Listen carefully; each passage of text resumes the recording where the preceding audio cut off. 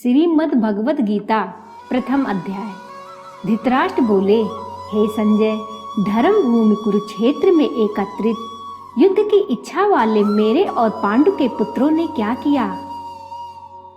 संजय बोले, उस समय राजा दुर्योधन ने व्यूह रचना युक्त पांडवों की सेना को देखकर और द्रोणाचार्य के पास जाकर यह वचन कहा, हे आचार्य, आपके बुद्धिमान शिष्य द्रुपद पुत्र धृष्टद्युम्न द्वारा विवाहकार खड़ी की हुई पांडुपुत्रों की इस बड़ी भारी सेना को देखिए।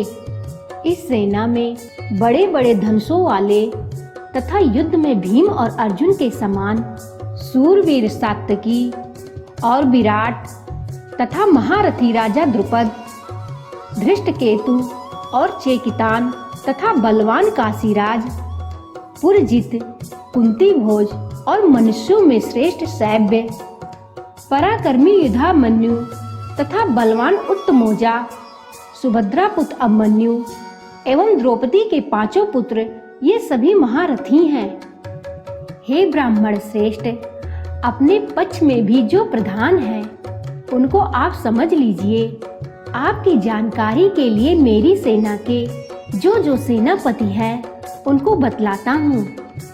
आप द्रोणाचार्य और पितामह भीष्म तथा कर्ण और संग्राम विजयी कृपाचार्य तथा वैसे ही अश्वत्थामा, विकर्ण और सोमदत्त का पुत्र भूरिश्रवा और भी मेरे लिए जीवन की आशा त्याग देने वाले बहुत से शूरवीर, अनेक प्रकार के शस्त्रों से सुसज्जित और सब के सब युद्ध में चतुर हैं।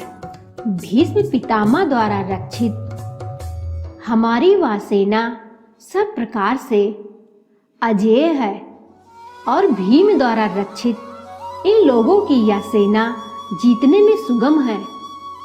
इसलिए सब मोर्चों पर अपनी अपनी जगह स्थित रहते हुए आप लोग सभी निसंदेह भीष्म पितामह की ही सब ओर से रक्षा करें।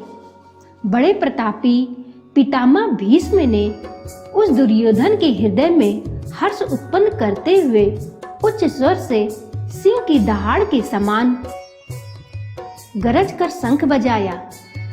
इसके पश्चात शंख और नगारे तथा ढोल, मृदंग और नरसिंगे आदि बाजे एक साथ ही बज उठे। उनका वह शब्द बड़ा भयंकर हुआ। इसके अनंतर सफेद घोड़ों से युक्त उत्तम रथ में बैठे हुए श्री कृष्ण महाराज और अर्जुन ने भी अलौकिक शंख बजाए। श्री कृष्ण महाराज ने पांचजन्य नामक, अर्जुन ने देवदत्त नामक और भयानक कर्म वाले, भीमसेन ने पौंड नामक महाशंख बजाया। कुंती पुत्र राजा युधिष्ठिर ने अनंत विजय नामक और नकुल तथा सहदेव ने सुघोष और मणिपुष्पक नामक शंख बजाए। श्रेष्ठ धनुष वाले काशीराज और महारथी शिखंडी एवं धृष्टद्युम्न तथा राजा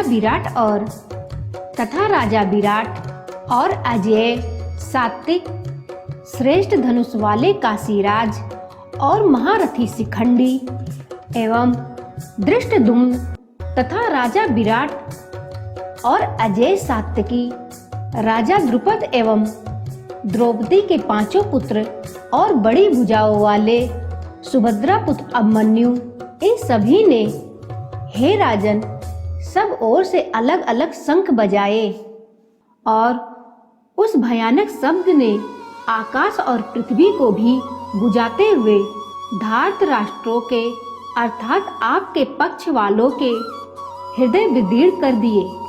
हे राजन, इसके बाद कपिध्वज अर्जुन ने मोर्चा बांधकर डटे हुए धृतराष्ट्र संबंधियों को देखकर उस शस्त्र चलाने की तैयारी के समय धनुष उठाकर हृषिकेश श्री कृष्ण महाराज से यह वचन कहा, हे अच्युत, मेरे रथ को दोनों सेनाओं के बीच में खड़ा कीजिए और जब तक कि मैं युद्ध क्षेत्र में डटे हुए युद्ध के अभिलाषी इन विपक्षी योद्धाओं को भली प्रकार देख लूं कि इस युद्ध रूप व्यापार में मुझे किन-किन के साथ युद्ध करना योग्य है।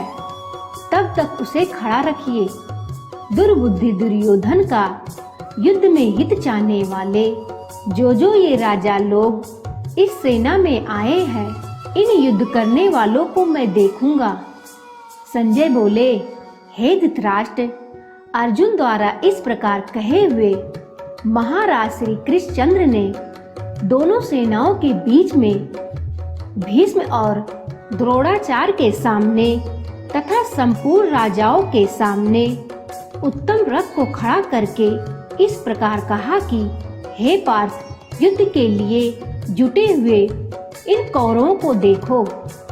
इसके बाद प्रथापुत्र अर्जुन ने उन दोनों ही सेनाओं में स्थित ताऊ चाचों को, दादों परदादों को, गुरुओं को, मामाओं को, भाइयों को, पुत्रों को, पौत्रों को तथा मित्रों को, ससुरों को और सुहृदों को भी देखा। उन उपस्थित संपूर्ण बंधुओं को देखकर वह कुंती पुत्र अर्जुन अत्यंत करुणा से युक्त होकर शोक करते हुए यह वचन बोले।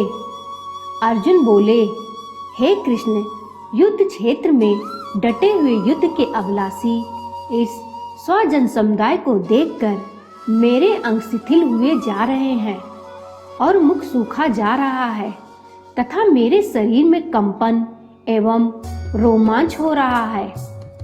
हाथ से गांडीव धनुष गिर रहा है और त्वचा भी बहुत जल रही है तथा मेरा मन भ्रमित सा हो रहा है, इसलिए मैं खड़ा रहने को भी समर्थ नहीं हूँ। हे केशव, मैं लक्षणों को भी विपरीत ही देख रहा हूँ तथा युद्ध में स्वजन समुदाय को मारकर कल्याण भी नहीं देखता। हे कृष्ण, मैं ना तो विजय चाहता हूँ और ना ही राज तथा सुखोई। हे गोविंद, हमें ऐसे राज से क्या प्रयोजन है अथवा ऐसे भोगों से और जीवन से भी क्या लाभ है। हमें जिनके लिए राज्य, भोग और सुखादि अभिष्ट हैं, वह ही यह सब धन और जीवन की आशा को त्याग कर युद्ध में खड़े हैं। गुरुजन, ताऊ चाचे, लड़के और उसी प्रकार दादे, मामे, ससुर, पौत्र, साले तथा और भी संबंधी लोग हैं। हे मधुसूदन, मुझे मारने पे भी अथवा तीनों लोकों के राज के लिए भी मैं इन सबको मारना नहीं चाहता। फिर पृथ्वी के लिए तो कहना ही क्या। हे जनार्दन, धृतराष्ट्र के पुत्रों को मारकर हमें क्या प्रसन्नता होगी। इन आतताइयों को मारकर तो हमें पाप ही लगेगा।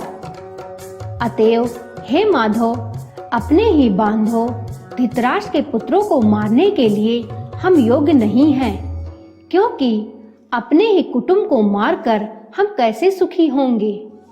यद्यपि लोभ से भ्रष्ट चित्त हुए ये लोग कुल के नाश से उत्पन्न दोष को और मित्रों से विरोध करने में पाप को नहीं देखते, तो भी हे जनार्दन, कुल के नाश से उत्पन्न दोष को जानने वाले हम लोगों को इस पाप से हटने के लिए क्यों नहीं विचार करना चाहिए।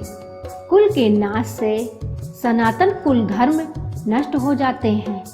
धर्म के नाश हो जाने पर संपूर्ण कुल में पाप भी बहुत फैल जाता है।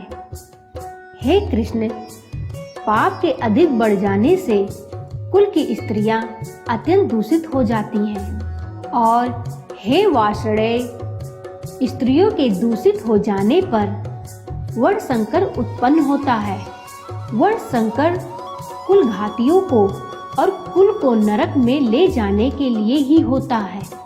लुप्त हुई पिंड और जल की क्रिया वाले अर्थात श्राद्ध और तर्पण से वंचित इनके पितर लोग भी अधोगति को प्राप्त होते हैं। इन वर्ण संकर कारक दोषों से कुल घातियों के सनातन कुल धर्म और जाति धर्म नष्ट हो जाते हैं। हे जनार्दन, जिनका कुल धर्म नष्ट हो गया है। ऐसे मनुष्यों का अनिश्चित काल तक नरक में वास होता है, ऐसा हम सुनते आए हैं। हाँ, सो हम लोग बुद्धिमान होकर भी महान पाप करने को तैयार हो गए हैं, जो राज्य और सुख के लोभ से स्वजनों को मारने के लिए उद्धत हो गए हैं। यदि मुझ शस्त्र रहित एवं सामना न करने वाले को शस्त्र हाथ में लिए हुए धृतराष्ट्र के पुत्र रण में मार डाले, तो वह मरना भी मेरे लिए अधिक कल्याणकारक होगा। संजय बोले। रणभूमि में शोक से उद्विग्न मन वाले अर्जुन इस प्रकार कहकर बाण सहित धनुष को त्याग कर रथ के पिछले भाग में बैठ गए। कृष्ण अर्जुन संवाद में विषाद योग नामक प्रथम अध्याय संपूर्ण हुआ।